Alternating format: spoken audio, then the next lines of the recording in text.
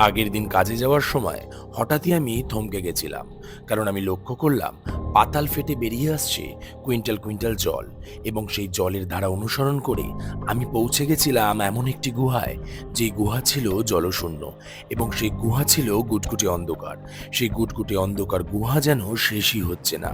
অনেক কষ্টে এই অন্ধকার গুহা থেকে আলোর পথ দেখলাম, আর বাইরে বেরিয়ে লক্ষ্য করলাম আছলা বাস। জীবনে আছলা বাস খাওয়ার গল্প অনেক রয়েছে, সে গল্প না হয় অন্যদিন বলবো। তারপরে লক্ষ্য করলাম একটি লোক বাসের পিছনে বাঘ এঁকে মানুষকে ভয় দেখানোর চেষ্টা করছে। আর তারই মাঝে কিছু লোক মার্সিডিজ নিয়ে হাওয়া খেতে খেতে যাচ্ছে ঠিকই, কিন্তু আমাদেরকে ধুলো খাওয়ানোর চেষ্টা করছে। আবার আরেক জায়গায় দেখলাম টেসলা গাড়ি দিয়ে পথ অবরোধ করার চেষ্টা করা হচ্ছে। আবার কিছু জায়গায় দেখা গেল বর্ণ বৈষম্যের কিছু কাজ।